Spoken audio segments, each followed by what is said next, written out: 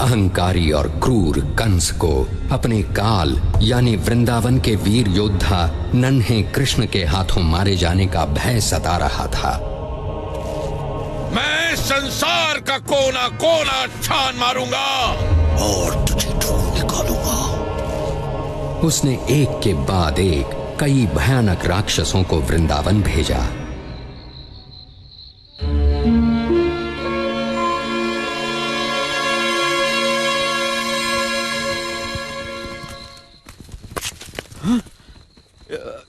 यही सही रास्ता है ना? यही सही रास्ता है।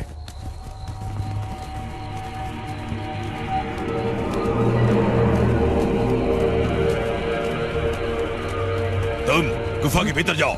पर यहाँ तो अग्नि दैत्य रहता है, वो तो मुझे भस्म कर देगा। चुपचाप अंदर जा, नहीं तो उठाकर फेंक दूंगा।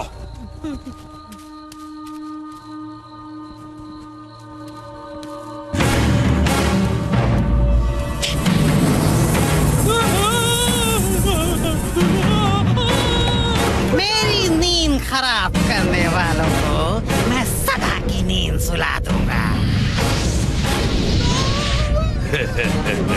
मैंने तुझे गुफा से बाहर आने को विवश कर ही दिया, मूर्ख अग्निदैत्य।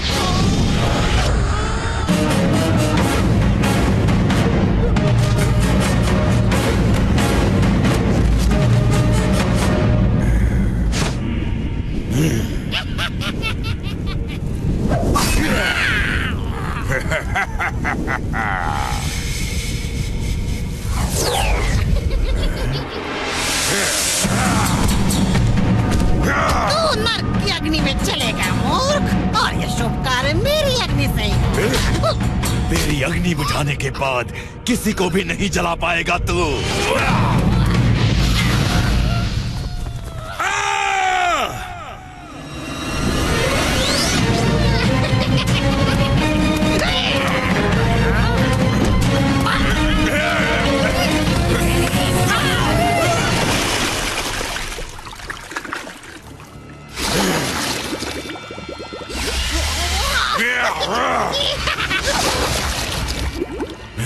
इस बार तू हार गया अग्निदैत्य।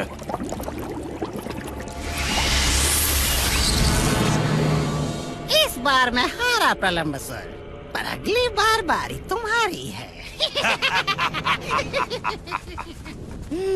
पर आज तुम रास्ता भूल के यहाँ कैसे पहुँचे? महाराज कंस की आज्ञा है कि उनके काल के दूत को भस्म कर दिया जाए, इससे पहले कि वो उनके विनाश का कारण बने। मैंने भी उसकी चर्चा सुनी है। अगर हम दोनों मिल जाएं, तो उसे ढूंढकर उसका खात्मा कर सकते हैं। हमें तो पता ही नहीं इतने सारे बच्चों में वो कौन है।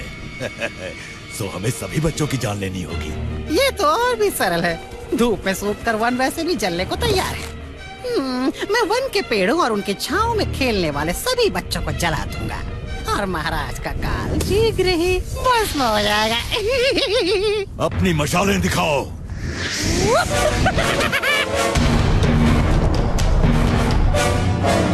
चलो बुद्धियावन।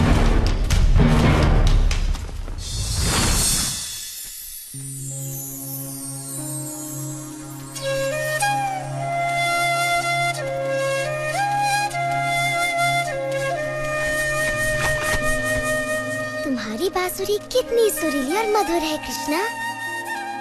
हाँ, ये पेड़ भी इसे सुनकर प्रसन्न है। मैं भी प्रसन्न हूँ। जरा देखो तो सामने से कौन आ रहा है। बहुत ही बढ़िया विचार है मेरे भाई। तो फिर मेरे विचार को पूरा करना चाहिए बलराम। मेरा विचार तो कहता है कि इन गोपियों के हांडी का दूध कैसे पिया जाए, और इस बार ये विचार पूरा होगा। मधु, सुबाला, वेश बदलने को तैयार हो जाओ। कौन सा वेश? हाँ, सही कहा तुमने।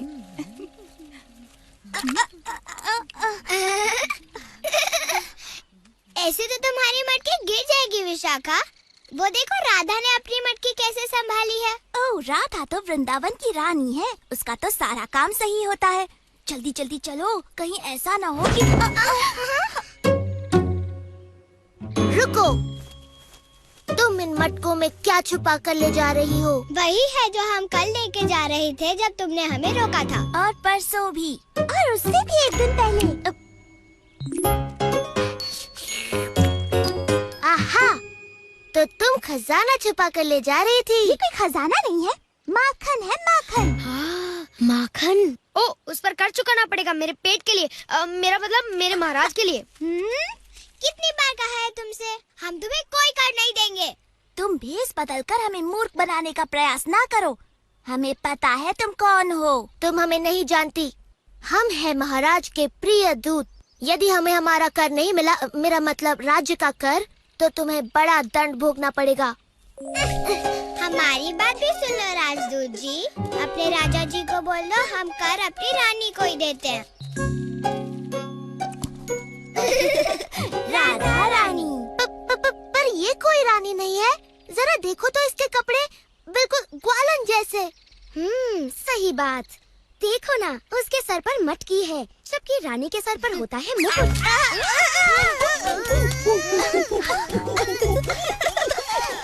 और तुम्हारे सर पर बंदर का मुकुट।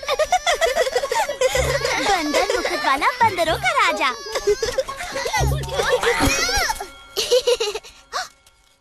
यहाँ क्या हो रहा है? हम कर लेने बाद में आएंगे। अभी हमें कोई जरूरी काम याद आ गया। क्या वो फिर तुमसे कर वसूल कर रहा था? ये लड़का अपनी शरारतें कभी बंद नहीं करेगा। जैसे कोई सच में ही मान लेगा कि वो कर वसूलने वाला है। हर किसी को पता है कि वो हमारा दुलारा नटखट कृष्ण है। सुधा, उसकी शरारतें कभी कम नहीं होंगी और हम हमेशा उसे दुलार कर छोड़ देती हैं। उस नटखट को तो सबक सिखाना ही होगा, पर वो हमारे हाथ आए तब ना। चिंता मत करो, एक बार हम उसको सबक सिखा दें, उसके बाद कृष्णा तुम्हें कभी परेशान नहीं करेगा। क्यों, मेरे हिस्से का कर लाए हो ना? कुछ भी नहीं मिला हमें बलराम। अगर ऐसे ही चलता रहा तो हम सब भूखे मर जाएंगे। चलो, माखन की तृप्ति ना मिली तो क्या हुआ, कृष्ण की बांसुरी तो है।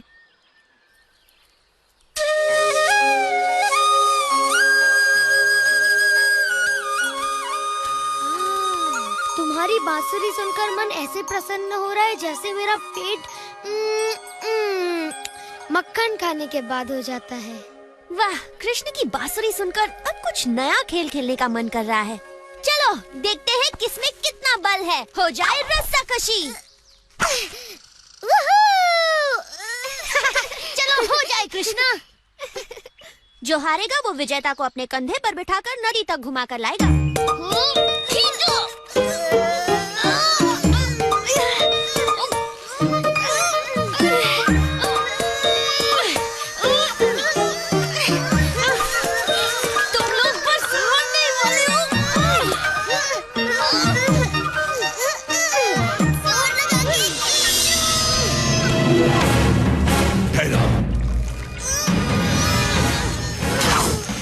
मिल गए बच्चे।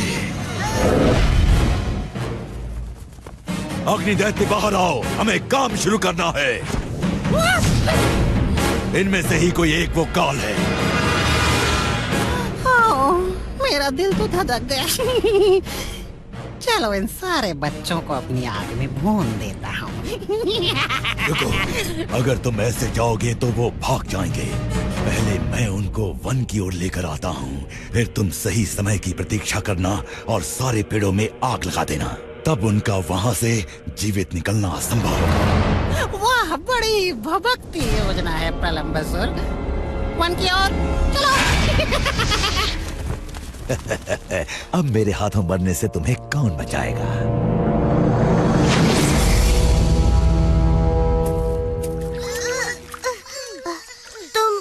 तुम खेलों में अभी आया बलराम? मुझे कुछ आवश्यक काम पूरा करना है। कैसा काम मेरे भाई? अधूरा कर वसूलना है। मगर तुम चले गए तो खेल कैसे होगा?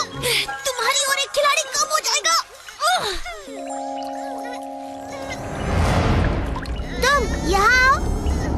हाँ तुम, जल्दी। तुम्हारा नाम क्या है? प्रघोष। सुनो प्रघोष, हमें एक खिलाड़ी चाहिए। क्या तुम हमारी ओर से खेलोगे? मैं अभी आया मित्रों, तुम सबके लिए माखन और दूध वसूल के।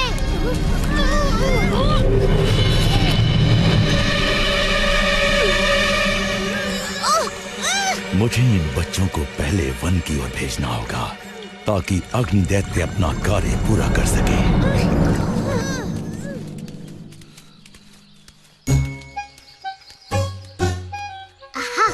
लड़कियां बिल्कुल अकेली हैं। पेट में जगह है ना दादी? क्योंकि आज हमें बहुत भारी कर मिलने वाला है।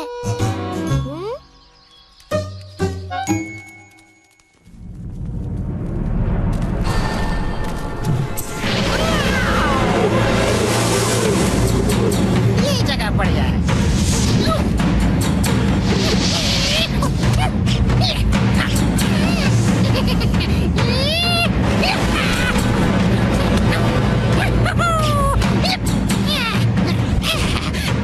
मेरा कर्तव्य क्या देख रहे हो मूर्खों? जला डालो सब कुछ।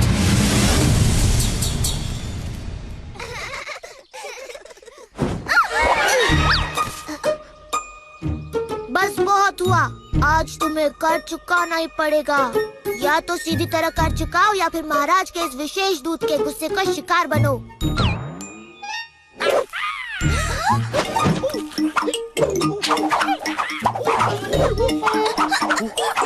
रोको इस दूत को, हम कर चुकाने को तैयार हैं। रुक जाओ। अब की तुमने समझदारी की बात। चलो अपना कर निकालो।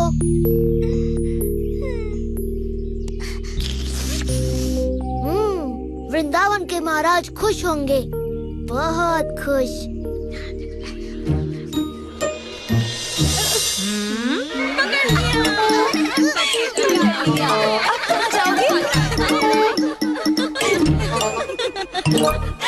तो महाराज के विशेष अधिकारी, आपको आपका कर मिल गया। अब हम अपना कर वसूल करेंगे और यशोदा को बताएंगे कि कृष्णा बेचारी लड़कियों का सारा दूध माखन लूट लेता है। उसे बड़ा गर्व होगा कि उसका सपूत कृष्णा अब गायें चराना छोड़कर महाराज का विशेष अधिकारी बनकर कर वसूलता है। रुको, मैया को मत बताना, वो मुझ पर गुस्सा करेंगी। गुस्सा तो वो करेंगी ही। छोड़ो, मुझे जाने दो। आज के बाद मैं वेश बदलकर किसी को तंग नहीं करूँगा। उसकी जरूरत नहीं पड़ेगी, क्योंकि हम तुम्हें सिखाएंगी कि दूध मक्खन ले जाने के लिए कैसे वस्त्र पहनने चाहिए। क्या कहती हो चंद्रिका? हाँ, ये तो आवश्यक है। चलो चलो शुरू करो। वो लोग थक गए हैं। जोर से खींचो मित्रों। हम जीत गए। चलो आ जाओ नदी तक हमें अपनी सवारी कराने। चलो, खड़े रहकर मेरा मुंह मत देखो। चलो चलो सवारी कराओ, घुमा कर लाओ। मैं किसी को सवारी नहीं कराऊंगा। मेरी सवारी करेगा केवल बलराम। मेरी सवारी अब सीधे मृत्यु द्वार पर जाकर रुकेगी। अरे हाथी की तरह नहीं, घोड़े की तरह दौड़ो, घोड़े की तरह तेज और तेज।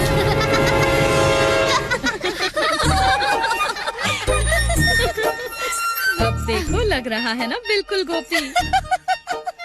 यशोदा को कोई इसका ये रूप दिखाओ। ओ, मुझे जाने दो। पर तू तो बड़ा सुंदर लग रहा है। बिल्कुल यशोदा की सुंदर सी बिटिया लग रहा है ये। शायद मेरा पुत्र सुबाला तुमसे विवाह कर ले, तब तो तुम मेरी भी पुत्री बन जाओगे। मैं वचन देता हूँ, आज के बाद मैं कोई शरारत नहीं करूँगा, सच्ची। हाँ हाँ चले जाना, ये कर दो, लेते जाओ। तुम्हारा मन भर गया? इस तरह मुझे लज्जित करके तुम सब प्रसन्न हो गए ना? अब तो मैं जा सकता हूँ। जाने से पहले हमें नृत्य नहीं दिखाओगे? चलो दधी, बाजा बजाओ।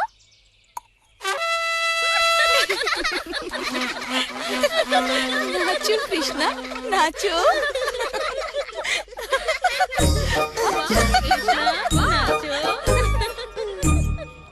ठहरो, ठहरो, ठहरो। लगता है तुम रास्ता भूल गए। नहीं बलराम, मुझे पता है हम कहाँ पर हैं। प्रभुष, ये तुम कर क्या रहे हो?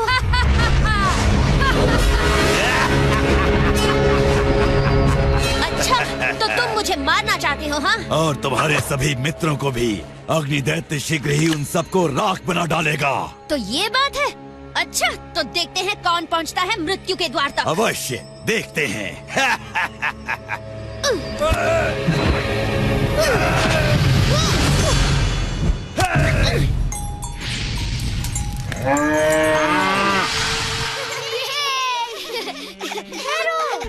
वो देखो।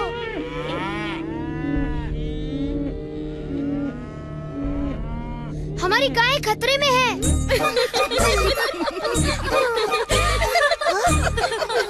तुम रुक क्यों गए? अभी तुमने अपना पूरा कर नहीं चुकाया। तुम्हें कुछ सुनाई दिया? वो देखो। मेरी प्यारी माताओं, तुम्हारे पुत्र वन में हैं और उन्हें मेरी सहायता की आवश्यकता है। मुझे जाना ही होगा। सुबाला, मेरा सुबाला, मेरा सुदामा।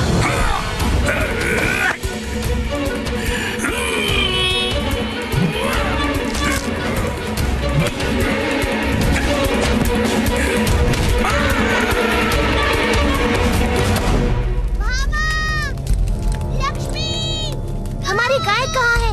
वो वन में गई थी ताज़ी हरी घास चरने। हमें उनकी रखवाली करनी चाहिए थी, ना कि कर वसूली।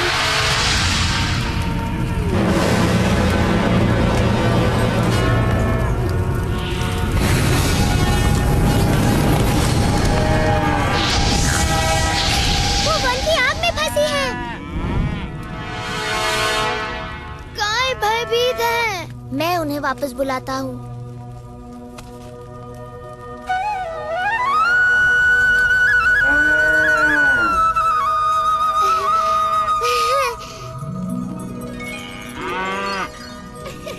सुंदरी, तुम ठीक तो हो ना?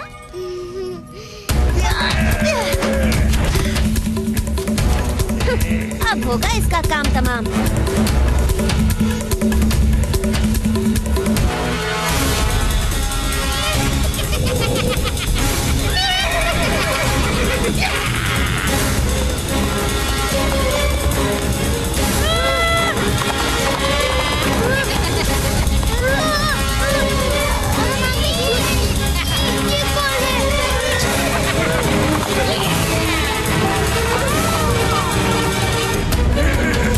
अरे टोप को मत उतारना, तुम्हारी भद्दी शक्ल देखकर बेचारे पशु डर जाएंगे। अब तो नहीं बचेगा दुष्ट बालक। बहुत मजाक कर लिया तूने प्रलंबसुर के साथ। हम मजाक करके ही धूल चटाते हैं।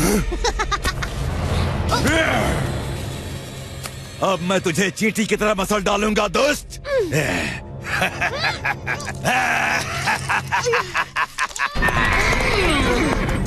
वहाँ प्रलंबसुर तेरे भाई की चटनी बना रहा है और यहाँ मैं तुझे और तेरे दोस्तों को भून डालूंगा ताकि महाराज कंस को कोई भय न रहे। ओ कृष्णा, हमारी रक्षा करो। डरो मत मित्रों, मेरे रहते तुम्हारा बाल भी बांका नहीं होगा। अब मेरी बात सुनो। तुम घास पर लेट जाओ और मन में सोचो कि सुबह की ठंडी ठंडी हवा तुम्हें छू रही है। क्या हुआ बच्चे? अपने मित्रों की आंखों के सामने जलने में शर्म आ रही है क्या? ओह, इतना मत हंसो अग्नि दैत्य। मैं नहीं चाहता कि मेरे मित्र तुम्हारी दुर्गति होते देखें।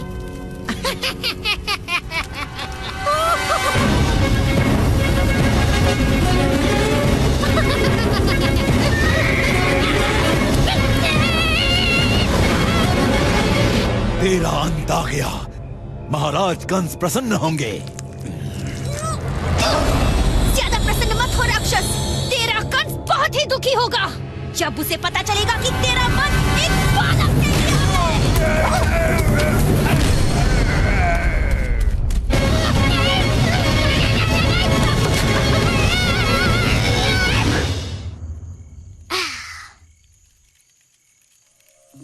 उठने का समय हो गया।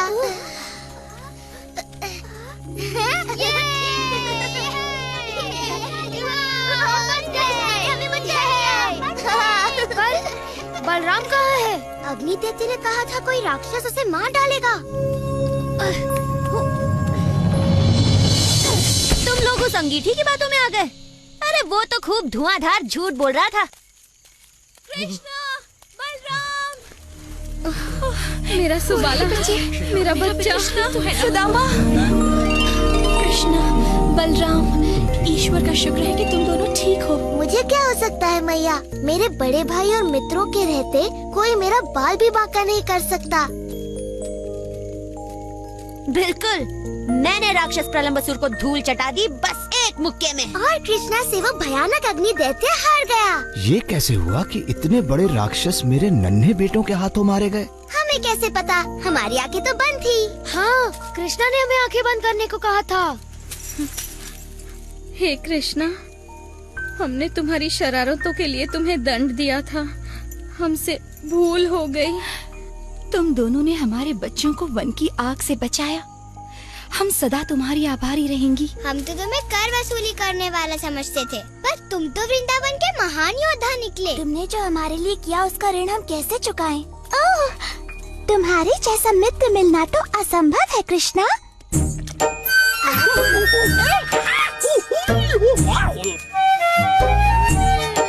ये माखन तो बड़ा स्वादिष्ट है। सच्ची, कर वसूली का माखन वाकई बहुत ही स्वादिष्ट है।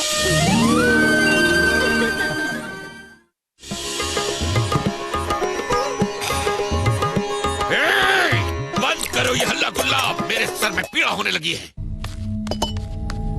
मुझे थोड़ा सोमरस पिलाओ।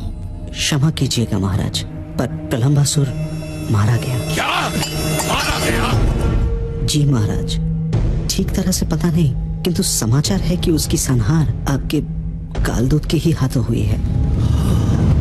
आकाशवाणी सत्य थी, यदि मैंने उसे नहीं मारा तो वो मेरा काल बन जाएगा। कोई तो होगा जो उस बालक को मार सके इससे पहले कि वो मेरा काल बने। मेरे पास एक उपाय है महाराज। अरिष्टासुर नामक एक बड़ा ही शक्तिशाली दैत्य है जो अपनी सींगों से बड़े बड़े पर्वतों को जड़ से उखाड़ फेंकता है। हाँ, वो सच में बड़ा शक्तिशाली है। यदि मेरे काल का कोई काल बन सकता है तो वो है अरिष्टासुर। उसे तुरंत बुलाया जाए, शीघ्र।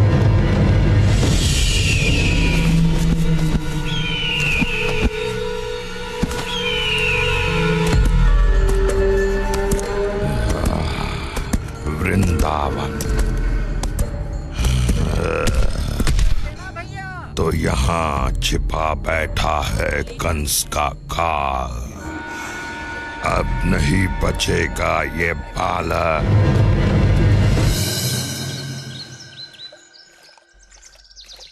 देखो माता प्रभावती क्या कर रही है, इतना सारा माखन।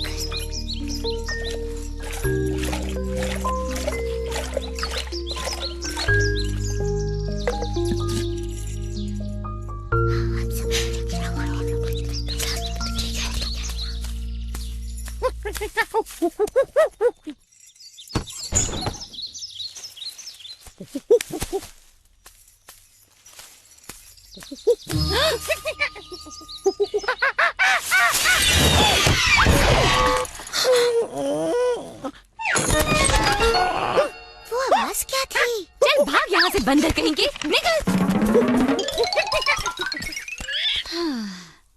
मैं क्यों भूल जाती हूँ कि इस द्वार को हमेशा ताला बंद करके रखना चाहिए।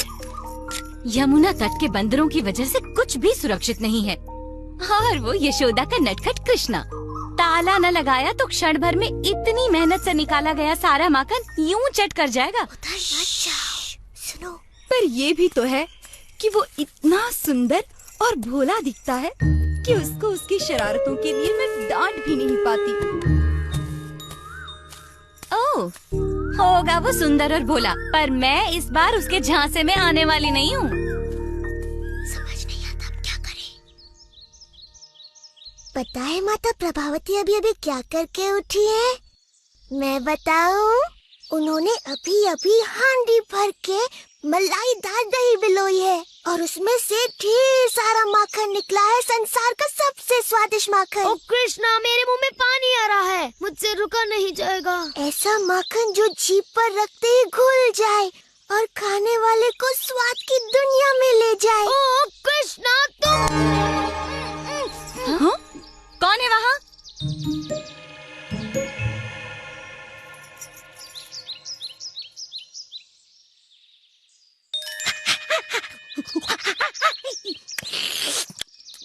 तो तुमने माखन वाले कमरे का पता लगा ही लिया दादी। तो कर लो बात। अभी अभी तो तुमने कितना माखन खाया है कृष्णा? अच्छा, कितना भी माखन खाओ मेरे लिए तो कम ही है ना सुबाला। तुम्हारी बात में दम तो है, पर मेरा पेट कह रहा है कि मैं कृष्णा की बात मानूं। तो फिर जल्दी चलो ना।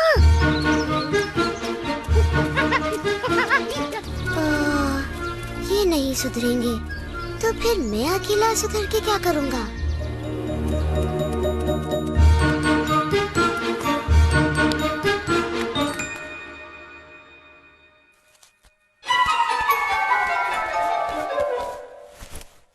ओह, चल भाग यहाँ से चोर कहीं के, तुझे मैं छोड़ूंगी नहीं।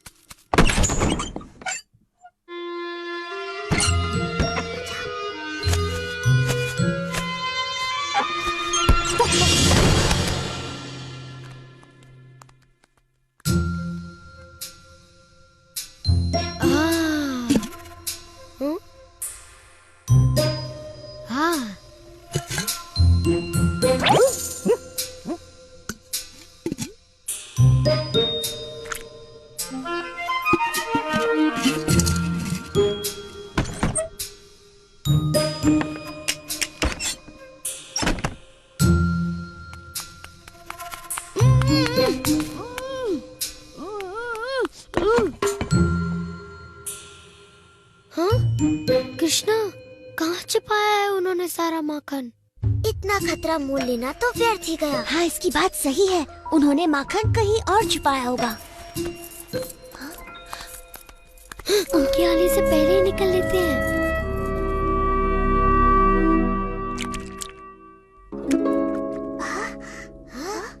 ये तो असंभव है, हम वहाँ कभी नहीं पहुँच पाएंगे। कृष्णा के रहते हुए कुछ भी असंभव नहीं मधु। तो अब तुम्हारे पास क्या योजना है कृष्णा? योजना की कोई कमी थोड़ी ना है जब तुम लोग मेरे साथ हो।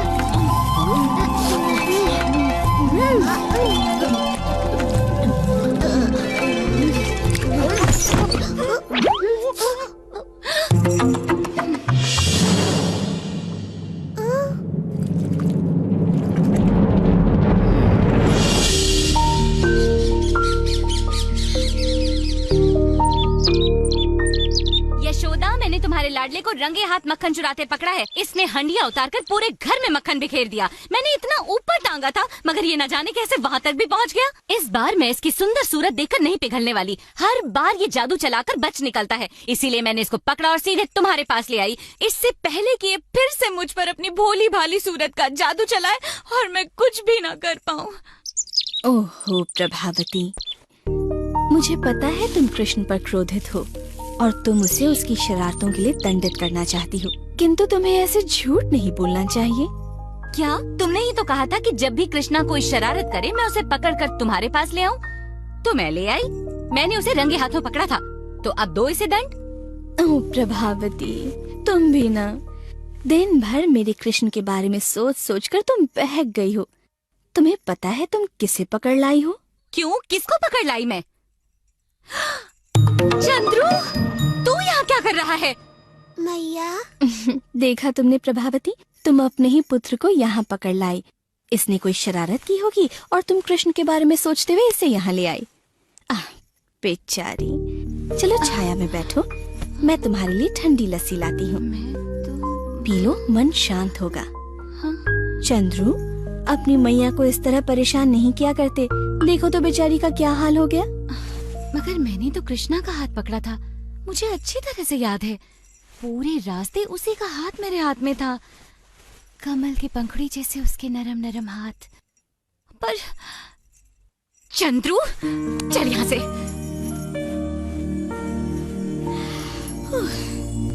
मैया, उनकी बातों में आ गई तो तुम्हें कैसे पता चलेगा? तुम्हें अपने पुत्र पर विश्वास होना चाहिए कि मैं तुम्हारा ही पुत्र हूँ। या वही माखन चोर कृष्णा? माता प्रभावती, मैं कृष्ण हूँ, नंद बाबा और यशोदा का पुत्र। कृष्णा, ये सच में तू है या मेरा चंद्रू? पर माता प्रभावती, मुझे अच्छा नहीं लगा कि आप मुझे चोरों की तरह पकड़कर मैया के पास ले गई। मेरा दोष तो केवल ये था कि मैंने माखन चुराया, वो भी आपके हाथों का बना, जो कि वृंदावन का सबसे स्वादिष्ट माखन है। पर मैंने तो... मेरे साथ फिर ऐसा कभी मत करना माता, मैं तुम्हारा भी तो पुत्र हूँ, है ना? अगली बार ऐसा किया तो चंद्रा की जगह अपने पति का हाथ पाओगी और फिर पूरा का पूरा वृंदावन तुम पर हंस रहा होगा।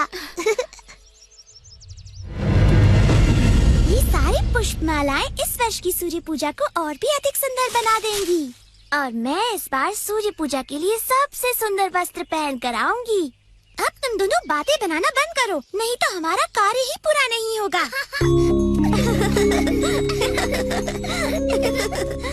राधा, ये क्या कर रही हो? सूर्य पूजा के लिए पुष्प चुन रही हूँ। सूर्य पूजा के लिए पुष्प, वो भी मेरी अनुमति के बिना? हमें तुम्हारी अनुमति की कोई आवश्यकता नहीं। देखा तुम लोगों ने, ये लड़कियाँ मेरे पुष्प चुरा रही हैं। तुम इस वन के मालिक कब से हो गए? तुमने कभी कोई बीज नहीं रोपा, कभी किसी वृक्ष को पानी नहीं दिया। तुम कुसुम वन की शोभा बिगाड़ रहे हो, गायों और अपने बिगड़ैल साथियों के साथ।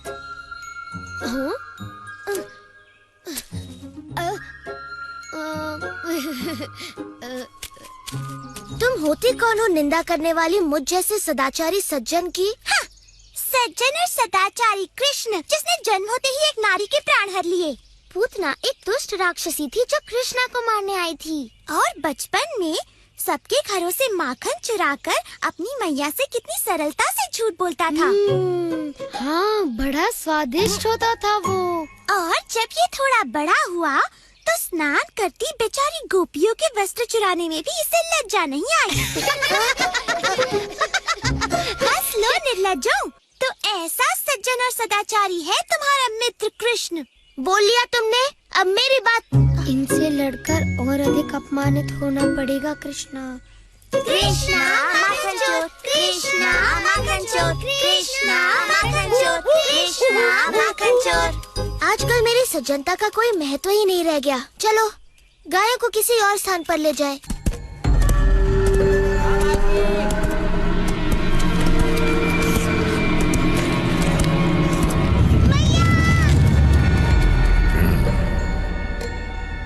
ये तो बड़ा डरपोक बालक था, ये वो नहीं हो सकता। अरे कोमल, तुमने मेरे लाल को कहीं देखा? हर शाम मैं व्याकुल होकर उसके वापस आने की राह देखती हूँ। तुम्हारी व्याकुलता मैं समझती हूँ, मैं भी उसकी वापसी की प्रतीक्षा करती हूँ। उसके नए नए कारनामे सुनकर बड़ा आनंद आता है। नए नए कारनामे? हो न हो ये वही है, रुक कर प्रतीक्षा करता हूँ। ललिता, विशाखा, देखो यहाँ के पुष्प कितने सुंदर हैं, परंतु वहाँ तक मेरा हाथ ही नहीं पहुँचता। ये कैसी आवाज है? किसी गाय के गले की घंटी होगी। सो जाओ भाई। ये घंटी की आवाज नहीं लगती। ये क्या कर रही है?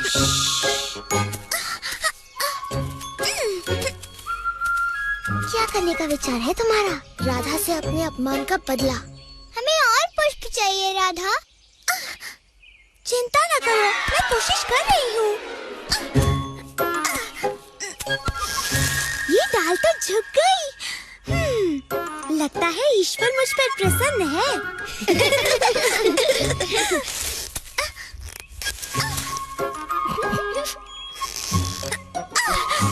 आ गई पकड़ने। ललिता, विशाखा, बचाओ! आहा, पुष्प चोर फिर आ गई। हमें अपने पुष्पों का ध्यान रखना होगा मित्रों। चल हट।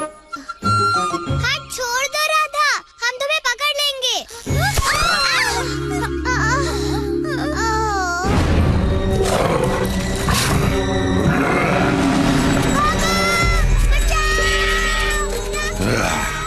इनमें से कोई नहीं, परंतु यदि कंस का काल इतना पराक्रमी है जितना कि मैंने सुना है, तो अपने गांव को विपत्ति में देख दौड़ा चला आएगा।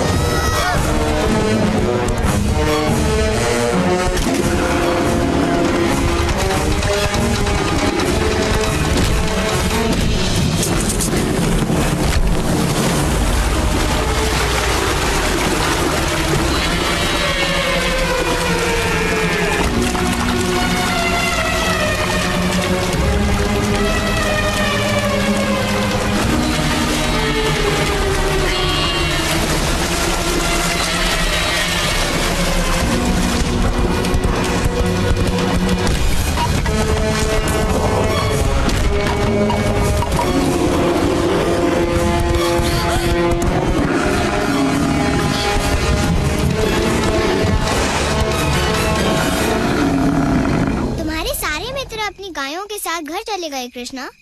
यदि तुम नहीं गए तो मैया यशोदा बड़ी चिंतित होंगी। मैं अपने पुष्पों की रक्षा करूंगा, चाहे पूरी रात खड़े रहना पड़े। ओह, तुम इतने हठी क्यों हो कृष्ण? हमें ये पुष्प मालाएं सूर्य पूजा के लिए चाहिए। ये सोचना मेरा काम नहीं। अब ये पुष्प केवल भगवान विष्णु के लिए है। ये किसकी आवाज थी? ऐसा लगा कि कोई राक्षस है।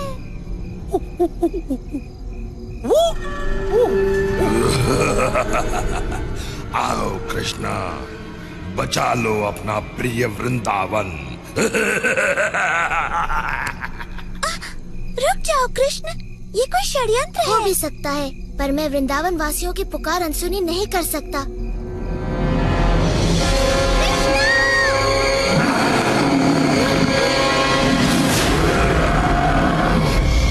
ये दुष्ट सांड अवश्य ही कोई राक्षस है। तुमने उसे क्रोधित कर दिया है।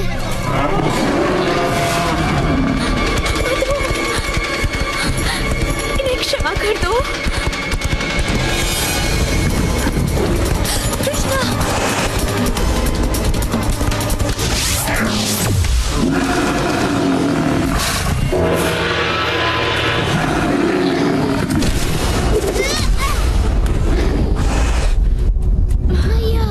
डरो मत सुबाला, ये तो बस एक साधारण सी गाय है। कहो तो वन में इसे भी घास चराने ले जाओ। मजाक बहुत हो गया बालक।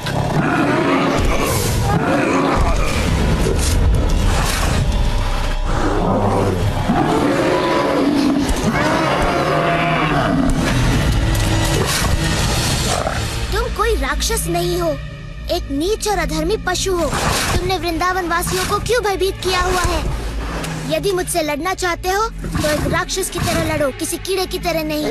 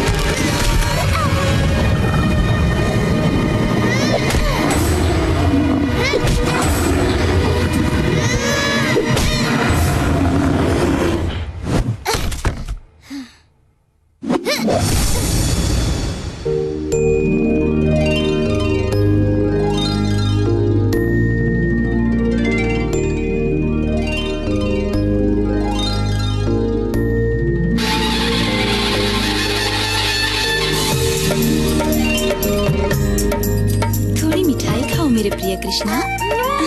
धन्यवाद। एक और? स्वादिष्ट। नहीं नहीं बस और नहीं। कृष्णा मेरे हाथ से भी। अच्छा बस एक और। आप लोग भी खाइए ना।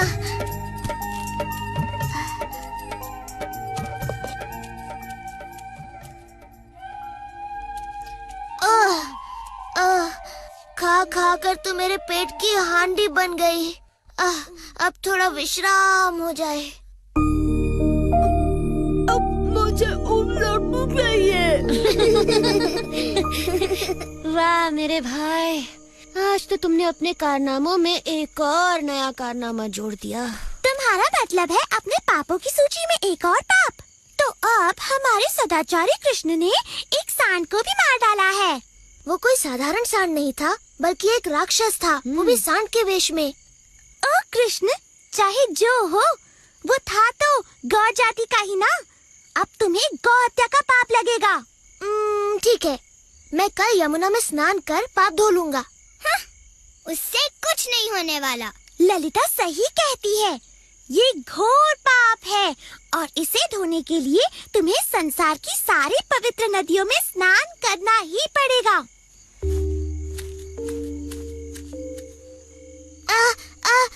मुझे एक अच्छा उपाय सूझा है। पूरा संसार घूमने से अच्छा है मैं सभी पवित्र नदियों को यहाँ लाकर उनमें स्नान कर लूं। ओह कृष्ण, सपने देखना छोड़ो। सपने देखती जाओ।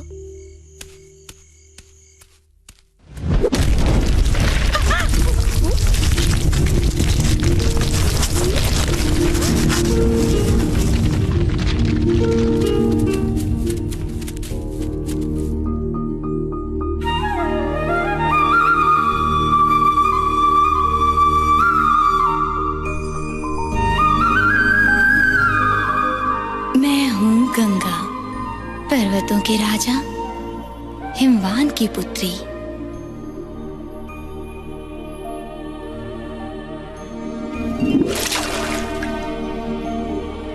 मैं हूँ कावेरी। मैंने ब्रह्मा के आशीर्वाद से नदी का स्वरूप धारण किया है।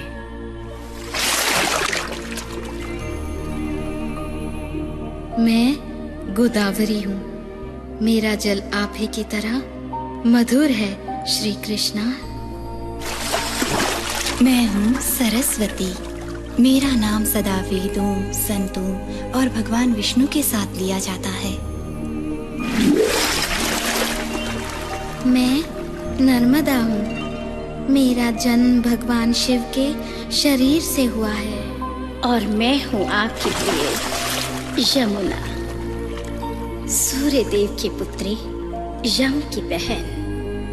आपके स्पर्श मात्र से मैं पवित्र हो जाऊंगी। कृपया मेरे जल में प्रवेश करें। ये मेरा सौभाग्य होगा।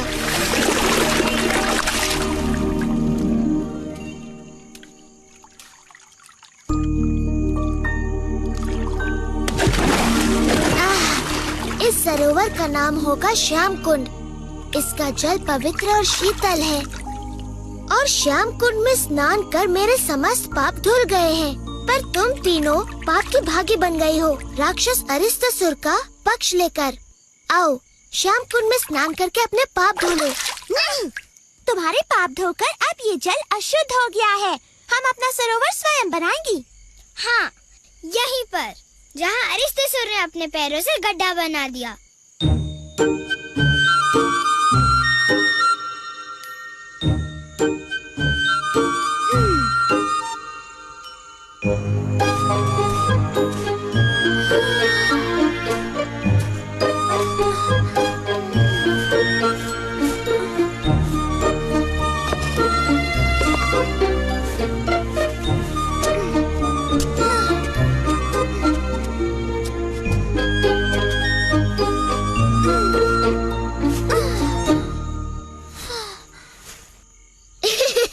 बड़ा सुंदर गड्ढा खोदा है तुमने राधा, पर इसमें जल तो दिख नहीं रहा। जल भी आएगा। यदि वर्षा की प्रतीक्षा कर रही हो तो तो फिर भूल ही जाओ, नेक का एक छोटा सा टुकड़ा। तो तुम तीनों ने निश्चय कर लिया है कि तुम्हें मेरा अशुद्ध जल नहीं चाहिए? नहीं, बिल्कुल नहीं। हम मानसी गंगा से अपना शुद्ध जल लाएंगी।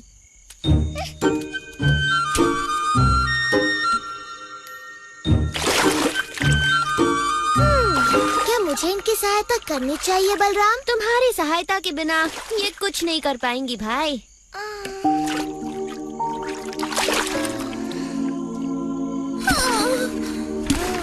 यह असंभव है। ऐसे तो सरोवर बनने में पूरा जीवन लग जाएगा।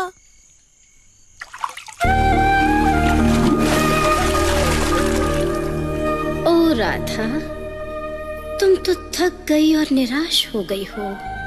हमें सेवा का अवसर प्रदान करो। हम तुम्हारा ये सरोवर अपने पवित्र जल से भर देंगे। जी, धन्यवाद। हमारे पास और कोई रास्ता नहीं।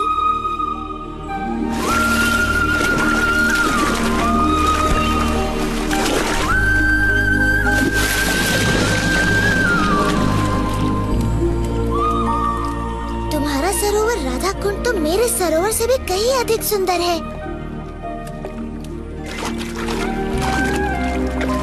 ये सरोवर सदा मेरा प्रिय रहेगा और मैं यहाँ प्रतिदिन स्नान करूँगा। तुम्हारा सरोवर भी बड़ा सुंदर है कृष्णा।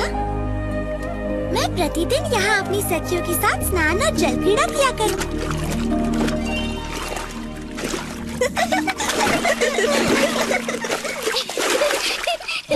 प्रलंबासुर और अरिष्टासुर के वध के समाचार ने पहले से ही भयभीत कंस को और भी डरा दिया। सभी असुर इस प्रयास में प्राणों से हाथ धो बैठे। तुम्हें क्यों लगता है कि तुम मेरे काल को मारने में सफल हो? क्योंकि मैं हूँ केशी और मेरे पैरों तले धरनी कांप उठती है।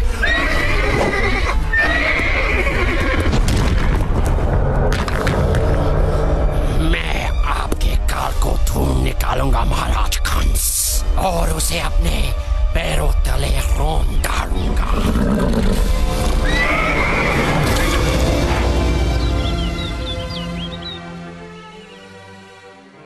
इन मोतियों के आभूषण पहनकर दीपावली पर हम वृंदावन की सबसे सुंदर गोपियाँ लगेंगी। इनसे सजकर हम ऐसे चमक उठेंगी जैसे दीपों की पंक्तियों से घर।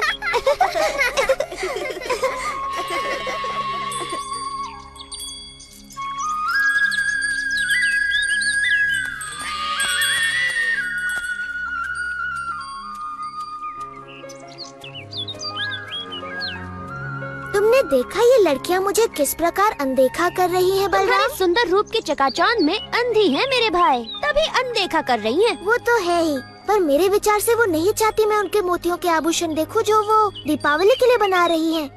चलो देखते हैं क्या ये हमारे साथ अपने आभूषण बांटने को तैयार है।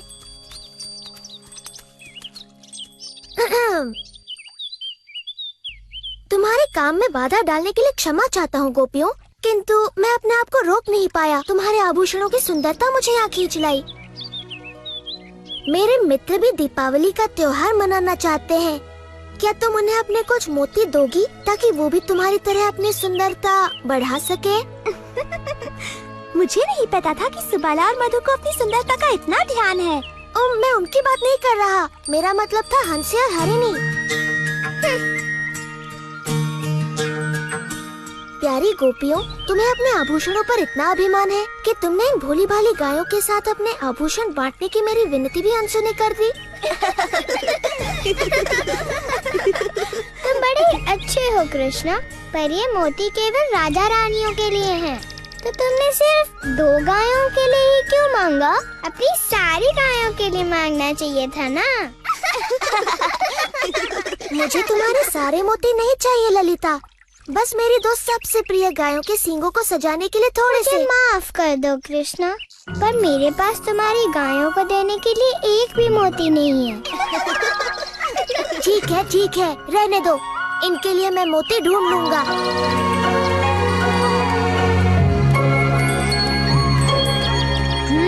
उन्होंने मना कर दिया। हाँ? ना तो गायों के लिए कोई सम्मान है, ना मेरे लिए। एक बार मैं इनकी बुद्धि ठिकाने लगा दूं, तब समझ में आएगा। मोतियों का वृक्ष मोतियों का कोई वृक्ष नहीं होता कृष्ण। विश्वास करो मैया, यदि तुम मुझे मोती दोगी तो उन्हें बोकर मैं इतने मोती उगाऊंगा कि हम अपनी सारी गायों को दीपावली पर मोतियों से सजाएंगे। ओ मेरे नन्हे कृष्ण, मोती फलों की तरह नहीं उगते, वो बनते हैं सुदूर समंदर की सीपियों में। प्यारी मैया, मुझे थोड़े से मोती दे दो ना। वचन देता हूँ 3 दिनों में वो उगाएंगे और तुम्हारे पास पहले से कहीं अधिक मोती होंगे। मैं तुम्हें कभी भी ना नहीं कह सकती मेरे दुलारी कृष्णा। मेरी प्यारी मैया, धन्यवाद।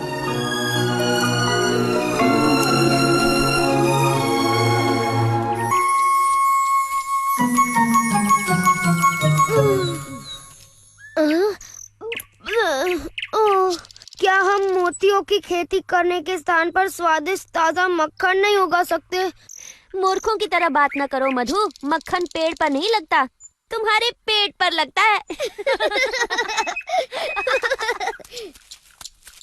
तुमने समाचार सुना रहा था? वृंदावन में सभी एक नए किसान की चर्चा कर रहे हैं। अच्छा, वो जो मोतियों की खेती कर रहा है। तुम मेरे कंगन बोकर मेरे लिए नए कंगन उगा दो ना कृष्ण। एक बार मेरे खेत में मोतियों की फसल आ जाने दो, फिर देखते हैं कि कौन किस पर हंसता है। कृष्णा, क्या हम लड्डुओं की भी खेती कर सकते हैं? नहीं मधु, पर तुम्हारे विचार से एक योजना सूझी है। तुम्हारे और सुबाला के लिए एक काम है।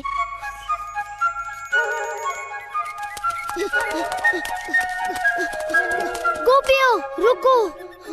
अगर तुम्हें बोने के लिए और मोती चाहिए तो हमारे पास नहीं है। हमारे पास सुंदर से मोती है, लेकिन कृष्णा ने पूछा है क्या तुम हमें थोड़ा सा दूध दे सकती हो? ओह, खेत में काम करके इन्हें प्यास लगाई होगी। नहीं, ऐसा नहीं है। दूध तो उसे अपना खेत सींचने के लिए चाहिए। क्षमा करना, किंतु ये दूध इस कार्य के लिए उपयुक्त नहीं। विशाखा ठीक कहती है, कृष्ण के पवित्र मोतियों के लिए इससे काम नहीं बनेगा। तुम्हें चाहिए नागफनी का दूध।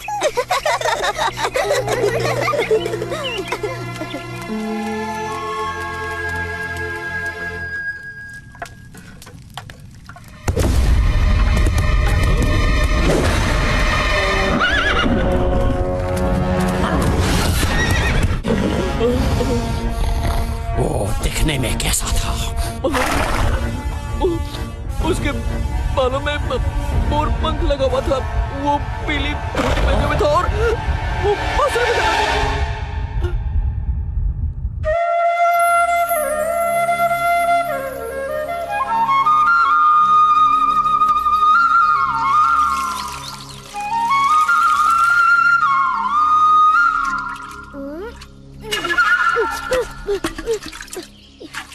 ये ठीक बात नहीं है कृष्णा।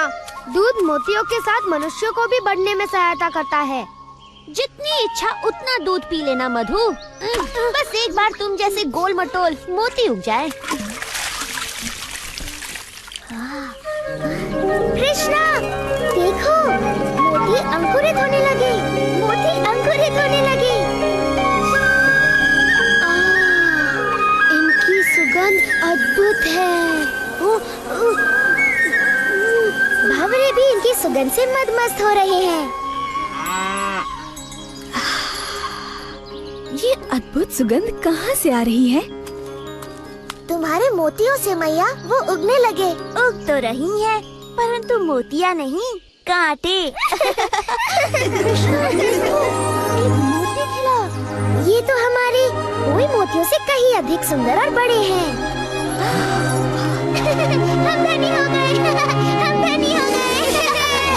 ये अवश्य कृष्ण का कोई छल है। ये नकली मोती हैं। मैंने आज तक ऐसे सुंदर मोती नहीं देखे। इतनी सारी मोती, कितनी सुंदर है। इसी का भय था। कृष्ण की मोतियों के सामने हमारे मोती फीके दिखने लगेंगे। अगर हम उसे कुछ मोती मांगे तो वो बिल्कुल भी मना नहीं करेगा। हमारा दुर्व्यवहार देखकर अब वो हमें मोती तो नहीं, ताने अवश्य देगा। इस दीपावली पर हम सबके हास्य का पात्र बनेंगे। ऐसा नहीं होगा। हमें पता है कृष्ण ने मोती कैसे उगाए हैं। ये बड़ा सरल है। हम भी मोतियों की खेती करेंगी। हाँ, और हमारे मोती उसके मोतियों से अधिक सुंदर होंगे। क्या तुम लोग पागल हो गई हो? कृष्णा ने ऐसी सरलता से कर लिया तो क्या तुम भी कर लोगी? उसने तो गोवर्धन भी उठा लिया था, तो क्या तुम भी उठा लोगी? मोतियों की खेती आसान नहीं है, देवताओं के लिए भी। कृष्णा तो हमेशा ही ऐसे चमत्कार करता रहता है, पर क्या तुमने कभी एक भी चमत्कार किया है? मोतियों की खेती कोई चमत्कार नहीं है, इसमें कृष्ण की कोई माया नहीं। वृंदावन की दिव्य भूमि है ही इतनी उपजाऊ। हाँ, हमारे वृंदावन की दिव्य भूमि यमुना के जल की तरह अद्भुत है। हम मोती बोएंगे और दूध के साथ साथ उन्हें घी और माखन से सींचेंगे। तब तो कृष्ण की मोतियों से हमारे मोती कहीं अधिक सुंदर और बड़े उगेंगे। आओ, रुको, बोना ही है तो ये छोटे मोती क्यों? हमारी माँओं के पास बड़े बड़े आभूषण हैं। हाँ, जितने बड़े बीज उतने सुंदर फल। विशाखा, राधा, सच में माँ, तुम्हें इनसे 10 गुना मोती वापस मिलेंगे। घबराओ मत मैया, हमें अच्छी तरह पता है हम क्या कर रहे हैं।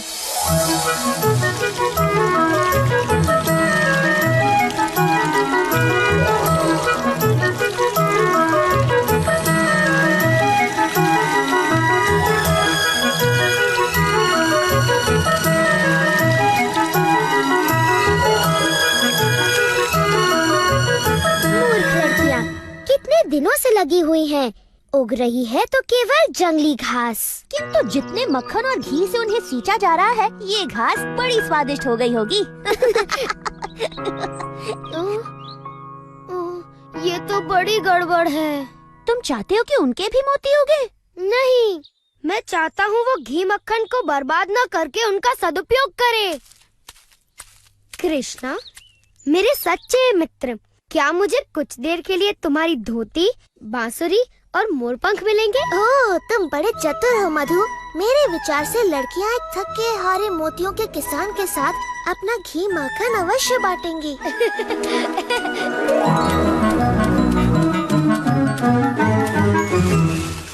कौन है? कृष्णा, यदि तुम हमसे हमारे सुंदर मोती मांगने आए हो तो यहाँ से चले जाओ। मुझे अपना मुख दिखाने में भी लज्जा हो रही है। तुम तो मुझसे कहीं अधिक अच्छी तरह से मोतियों की खेती कर रही हो। यदि तुम थोड़ा सा घी और माखन मुझे दे दो तो मैं अपने मोती कम से कम तुम्हारे मोतियों के आधे आकार के तो कर सकूं। अब जबकि तुम अपना घमंड फुलाकर हमारे पास आए हो, हम थोड़ा सा माखन तुम्हारे साथ बांट सकते हैं।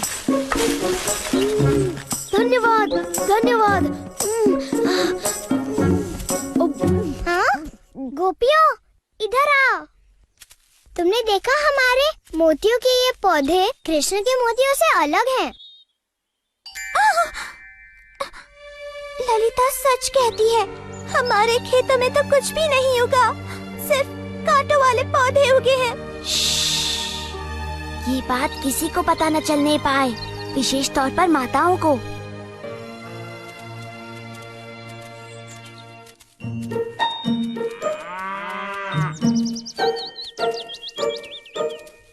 हार्दिक शुभकामनाएं। सुना है तुम्हारे खेत में फसल लहलहा उठी है। अच्छा, तुम्हें किसने बताया? एक नन्ही चिड़िया ने, जिसके पैर में कांटा चुभ गया था।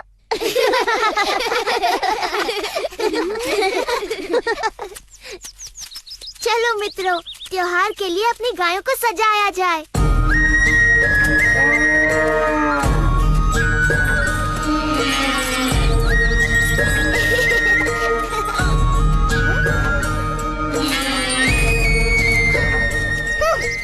माताओं को जब पता चलेगा कि हमने उनके सारे मोती खो दिए तो वो बड़ी क्रोधित होंगी। मैंने तो पहले ही कहा था, पर तुमने मेरी बात ही नहीं सुनी। ये सब कृष्णा ने किया। मैं समझी नहीं विशाखा। वो झाड़ियों में छुपा था, याद है? उसी ने अपने साथियों के साथ मिलकर हमारे पौधे उखाड़कर उनके जगह कटीले पौधे लगा दिए होंगे। इस बार उसने उत्पात की सीमा लांघ दी है। मैं मैया यशोदा को बताऊंगी। क्या बताओगी राधा? कि कृष्णा ने इतने सुंदर सुंदर मोती उगाए कि उससे सुंदर मोती उगाने के लिए तुमने अपनी माँ के मोती भी खो दिए। ललिता ठीक कहती है, कृष्ण ने हमें छला हो या हमने स्वयं को छला हो, हमारी परिस्थिति वही है। हमारे पास एक भी मोती नहीं है। यदि हमारी माताओं को पता चला तो वे हमें कभी क्षमा नहीं करेंगी। परंतु वृंदावन में मोती मिलना इतना सरल नहीं है। हम कहाँ से लाएंगे? हमारे पास और कोई चारा नहीं। हमें कृष्ण से पूछना चाहिए कि क्या वो अपने कुछ मोती हमें बेचेगा।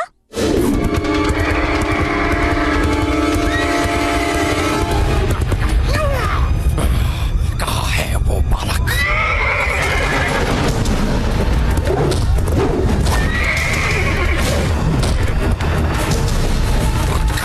वो पीली धोती वाला बालक जिसके पास बांसुरी और मोर पंख भी है? मैं उसका सर्वनाश कर दूंगा।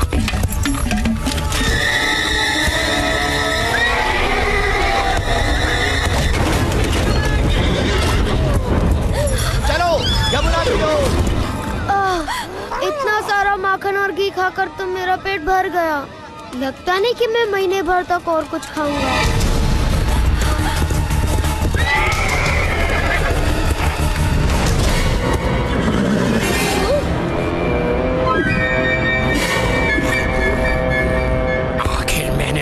ढूंढ निकाला कंस के काल।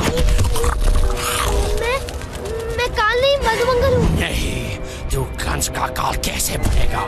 क्योंकि मेरे पैरों से कुचले जाने के बाद तुझे कुछ करने का मौका ही नहीं मिलेगा।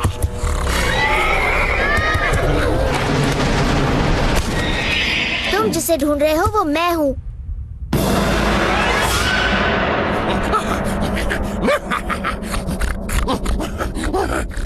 कम से कम उस लड़के में थोड़ा बहुत मांस तो था। तुझे तो मैं बाएं पैर से ही मार दूंगा बच्चे। इससे डरो मत। केशी बिल्कुल हमारे खेलने वाले काठी के घोड़ों जैसा है। अब देखेगा तो कि मैं कितना खतरनाक हूँ और क्या कर सकता हूँ।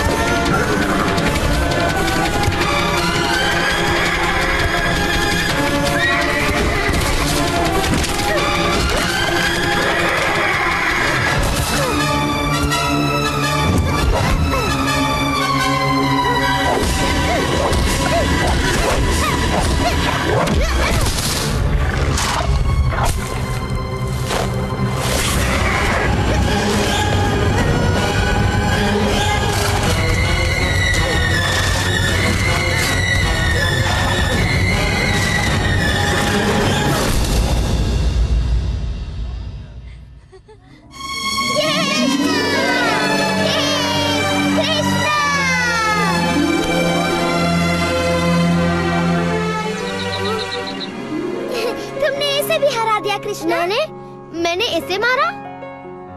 पूरी तरह तो नहीं मेरे मित्र, परंतु भेष बदलकर वीरता पूर्वक इसे मुझ तक तो तुम ही लाए। मैं अब कभी भी तुम्हारा रूप नहीं धरूंगा कृष्णा। चाहे जितना भी घी माखन मुझे खाने को मिले। बहुत सही कहा मधु, ये राय दुरुस्त है।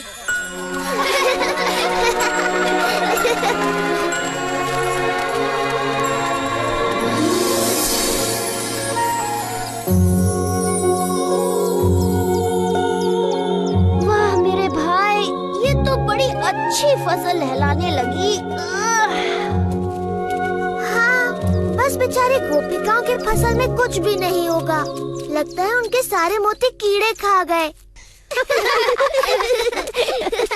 हमने सुना है कि कृष्ण अतिरिक्त मोती बेच रहा है सुबाला। हमें भी कुछ खरीदने की इच्छा है। परंतु मोती के बदले तुम दोगे क्या राधा? दूध मक्खन तो यहाँ नहीं चलेंगे।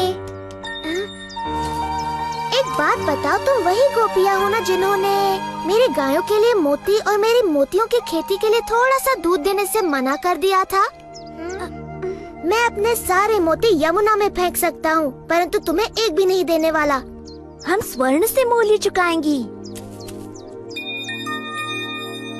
तुम्हारे घरों का सारा धन और तुम्हारे घर का मूल्य भी जोड़ दो, तब भी मेरे एक मोती का मूल्य नहीं चुका पाओगी। तुम हमेशा हमारे साथ ऐसा क्यों करते हो कृष्णा? कृपा करो कृष्ण, हम अपनी माताओं के लिए तुम्हारे मोतियों के मूल्य से अधिक चुकाने को तैयार हैं। तुम्हारी माताएं? अच्छा, तब बात अलग है। तुम तो जानती ही हो, माताओं का नाम सुनकर मैं पिघल जाता हूँ, है ना मित्रों? हाँ, कृष्णा को मैया से बड़ा प्रेम है। हाँ, बिल्कुल। तुम्हारी माताओं को मेरे सबसे सुंदर मोती मिलेंगे। धन्यवाद कृष्णा। धन्यवाद कृष्णा, तुम बड़े दयालु हो। वो तो मैं हूँ ही, पर धन्यवाद मेरा नहीं, अपनी प्यारी माताओं का करो।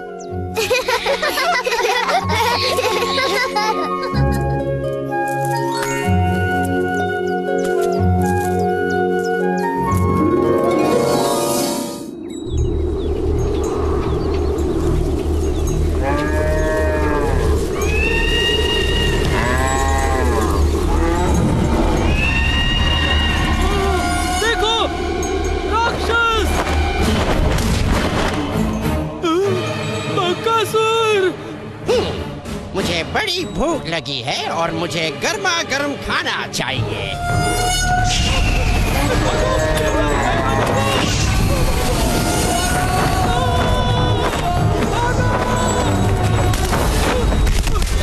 यदि तुम मुझे गाय नहीं खाने दोगे तो मैं तुम्हें ही खा लेता हूँ।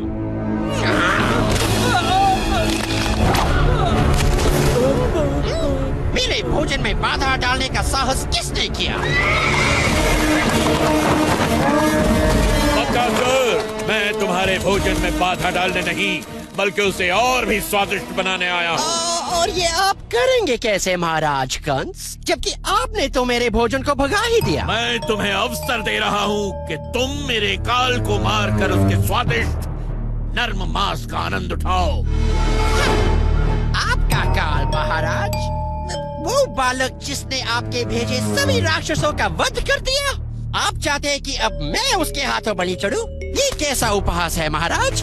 ये उपहास नहीं बकासुर, यदि तुम उसे मारने में सफल रहे तो मैं तुम्हारे लिए आजीवन स्वादिष्ट भोजन का प्रबंध करवा दूंगा।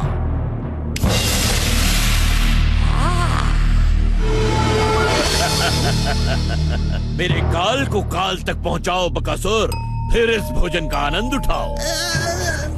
ठीक है, मुझे आपका ये प्रस्ताव स्वीकार है।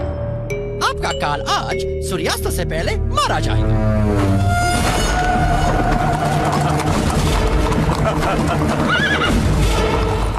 कंस का काल जो भी है धन्य है, जिसके कारण हमारी गायें बच गई। सच कहा तुमने, हमारी गाय बचाने के लिए तुम्हारा धन्यवाद। हम इतनी देर से चल रहे हैं, मेरे पैर तो पत्थर की तरह भारी हो गए हैं।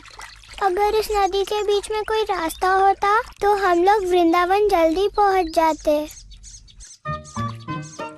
हमारे थके हुए पैरों को भी शीतलता मिलती। मुझे किसी ने मारा। तुम जो भी हो, इसी समय हमें सताना बंद कर दो। नहीं, रुक जाओ। नहीं, बस करो। रुक जाओ। हम राक्षस हैं, वैजयंती की गेंदों से आक्रमण करने वाले। अब तुम हमें नहीं मार पाओगे।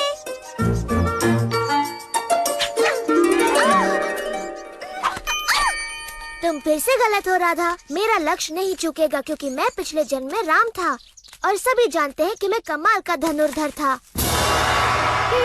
झूठा कहीं का। क्या कहा तुमने? उसने कहा कि तुम झूठे हो। तुम कभी राम नहीं थे। राम तो साहसी योद्धा थे। कृष्ण का साहस तो केवल बेचारी निहत्थी गोपियों पर ही दिखता है। तुम्हें मुझ पर विश्वास नहीं? पर मैंने धनुर्धर राम का रूप धरा था। धनुर्विद्या में महारत हासिल करने के लिए मैंने ऋषि वशिष्ठ से शिक्षा ली। जब मुझे पता चला कि महाराज जनक ने अपनी पुत्री सीता का स्वयंवर रचाया है और जो भी उनके शिव धनु के प्रत्यंचा चढ़ाएगा वो सीता का विवाह उसी से करेंगे, समझी? ओह, किंतु जब सभी महाबली शिव धनु उठाने में असफल रहे, मैंने उसे इतनी शक्ति से उठाया कि शिव धनु भंग हो गया पल भर में। किंतु जब सीता से मेरा विवाह हुआ, मेरे पिता ने मुझे अयोध्या छोड़कर दंडकारण्य में वनवास पर जाने का आदेश दिया। वहाँ सीता और अपने भाई लक्ष्मण के साथ मैंने वन वन घूमकर सभी दुष्ट राक्षसों का संहार किया। परंतु तभी रावण ने मेरी प्रिय पत्नी सीता को हर लिया और मेरे परम भक्त जटायु के प्राण ले लिए। फिर मैंने रावण की लंका ढूंढ निकाली और वानरों की सहायता से उसका संहार किया और फिर अपने नगर अयोध्या लौटकर वहाँ का राज संभाला। हम सभी को रामायण पता है कृष्ण, और उस कहानी में तुम कहीं नहीं थे। मेरी बात मानो, मैं अब भी वनों में भटकता हूँ, किंतु मेरे हाथों में अब धनुष नहीं, ये बांसुरी होती है और तीनों लोगों को अपने बाणों से भयभीत करने के स्थान पर अपनी बांसुरी की तान से समस्त प्राणी जगत को मोहित होने पर विवश करता हूँ।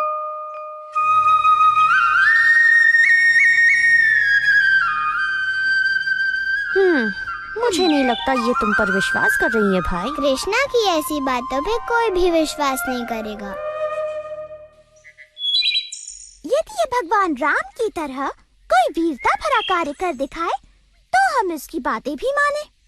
यदि तुम इस सरोवर पर वृंदावन के लिए एक पुल बना सको, जैसे श्री राम ने वानर सेना की सहायता से लंका के लिए बनाया था, तो हम तुम्हारी बातों पर विश्वास करें।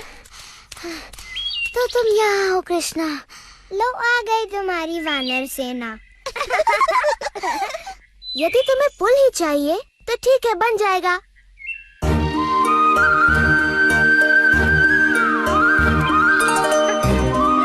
मेरे विचार से ये कार्य अकेला दधिलोभा नहीं कर पाएगा।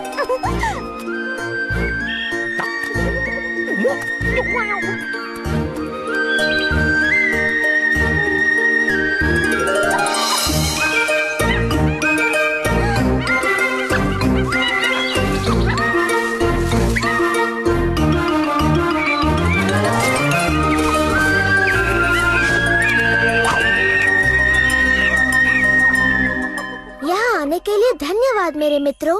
मुझे फिर से तुम्हारी सहायता की आवश्यकता है। इन गोपियों के लिए सरोवर पर एक पुल बांध दो ताकि ये सरलता से घी माखन वृंदावन ले जा सके।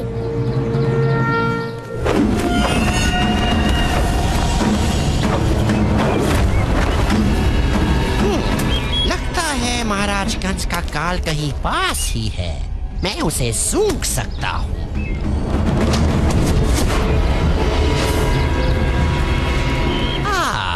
ये रहा। मुझे विश्वास है कि महाराज इसी बालक की बात कर रहे हैं।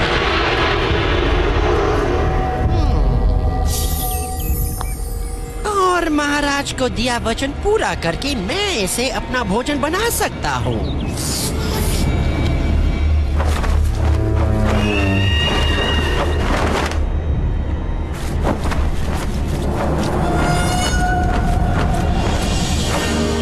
बकासुर ने कृष्ण को ढूंढ निकाला। इंद्र, क्या मैं उसे अपनी अग्नि से भस्म कर दूं? नहीं अग्निदेव, हमें कुछ देर प्रतीक्षा करनी चाहिए।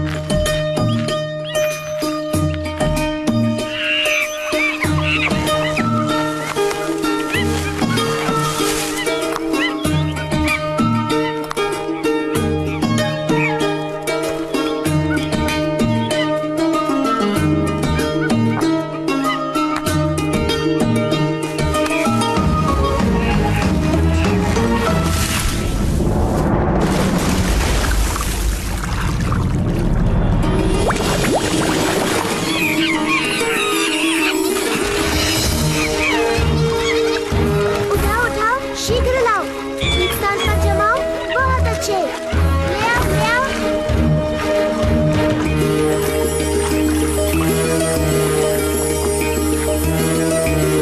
देखो, ये पत्थर तो तैर रहे हैं। ये जरूर कृष्णा की माया है। पत्थर तो नहीं तैरते, ये जरूर नकली होंगे।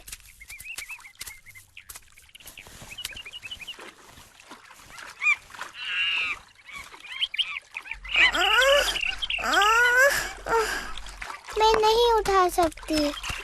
नहीं, कृष्णा ऐसा चमत्कार बिल्कुल नहीं कर सकता। जरूर यहाँ के सारे पत्थर तैरते होंगे।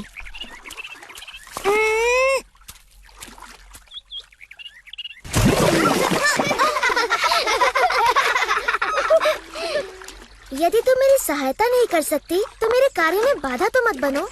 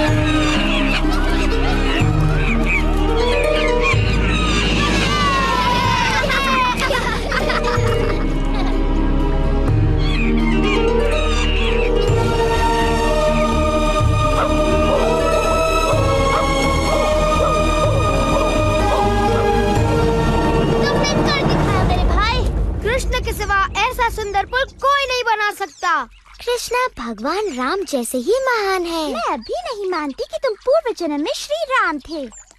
हाँ, सच में तुम खुद ही वानरों की तरह नटखट हो कृष्णा, इसलिए वो तुम्हारा कहना मानते हैं।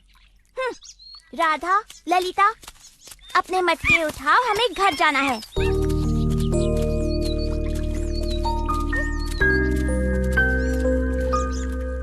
तो वृंदावन तक पुल बनाने का ऐसा धन्यवाद दे रही हो तुम मुझे? रुको, तुम्हें इस पुल पर जाने के लिए कर चुकाना होगा। जैसे हाँ, तुम्हारी हांडी में से थोड़ा मक्खन।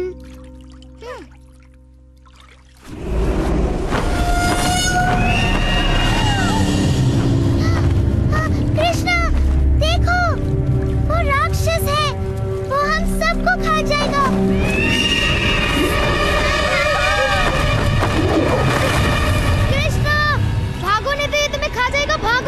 डरने की कोई बात नहीं, ये बस एक साधारण सा पंछी है। कृष्णा, कृष्णा हट जाओ, वो तुम्हें खा जाएगा। कृष्णा,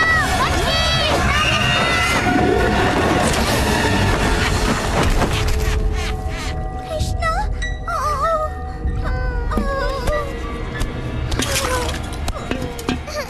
ओ कृष्णा। महाराज का ये काल तो बन गया मेरा नेवाला। अब जीवन भर मुझे भोजन की कोई चिंता नहीं। इस राक्षस ने ये क्या किया? हमें बिना विलंब किए इस दुष्ट का संहार करके कृष्ण की रक्षा करनी होगी। ऐरावत!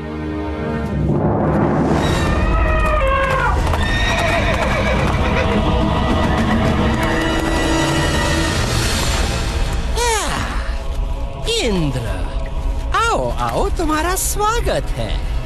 मैंने ऐसा क्या कर दिया कि मुझे देवों के दर्शन होने लगे? हम तुम्हें दर्शन देने नहीं बल्कि तुम्हारा नाश करने आए हैं।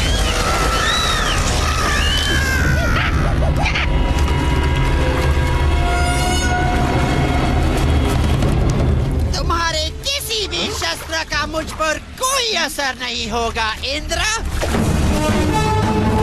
मेरा ब्रह्मदंड तुम्हारा अंत कर देगा बकासुर।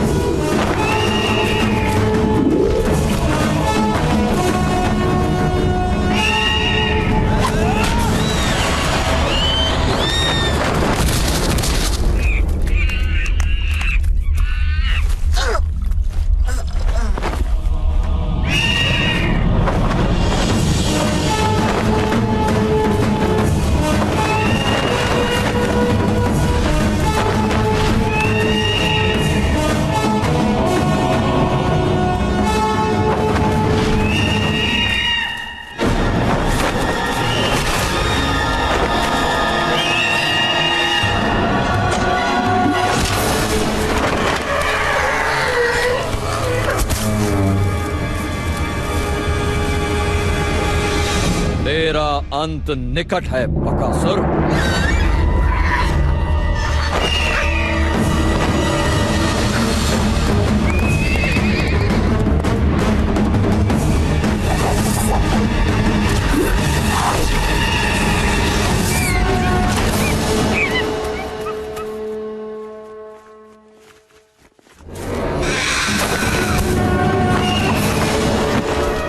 इनके प्रहारों से बच गया बकासुर, परंतु मेरी अग्नि से नहीं बच पाएगा तू।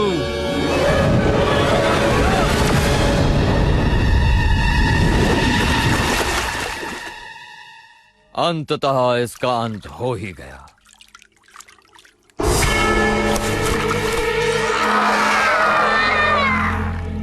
लगता है ये बकासुर अमर है। अब तो हम सिर्फ कृष्ण की वापसी की प्रार्थना ही कर सकते हैं। भाग जाओ दुष्टों, मुझे कोई नहीं मार सकता, कोई नहीं।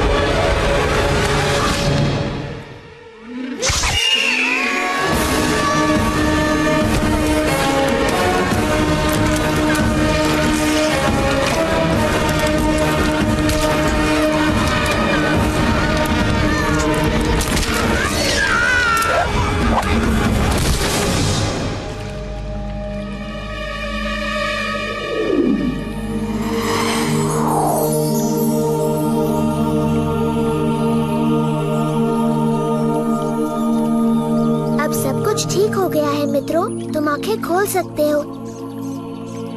कृष्णा, ओ कृष्णा, तुमने हम सबको उस राक्षस से बचाया।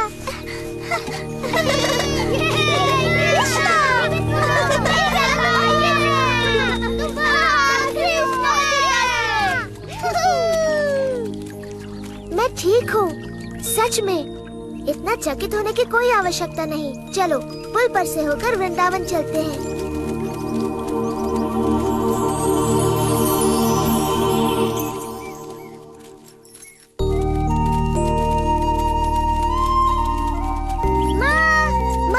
क्या हुआ? पता है आज क्या हुआ? तुम्हें बताऊंगा तो विश्वास नहीं करोगी। बकासुर ने कृष्णा को मारने की चेष्टा की। ऐसा कुछ नहीं हुआ ना? सच में बकासुर ने एक पक्षी का रूप लिया था जो इतना बड़ा, और उसकी चोंच ताल वृक्ष जितनी बड़ी थी, बहुत बड़ी चोंच। परंतु वो कृष्णा की शक्ति का बिल्कुल सामना नहीं कर पाया। कृष्णा ने खाली हाथ उस दुष्ट राक्षस को मार गिराया।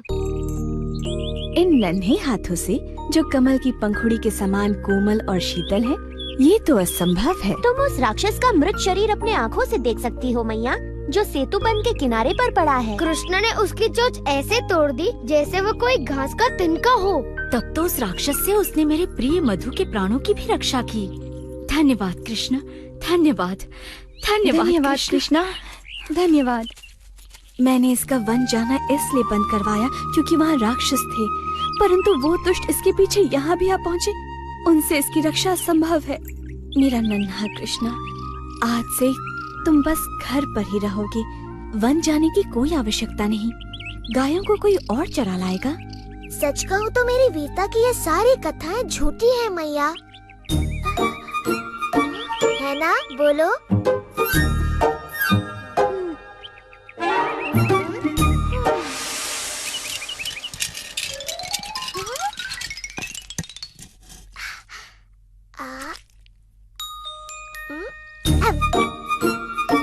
तुम्हें नहीं लगता कि ये पिछले जन्म में भगवान राम था? और इस तरह नन्हे कृष्ण ने एक वीर योद्धा होने का कर्तव्य निभाते हुए भयानक दैत्यों से अपने प्रिय साथियों और वृंदावन की रक्षा की और अपने अदम्य साहस से सभी के हृदयों को जीत लिया।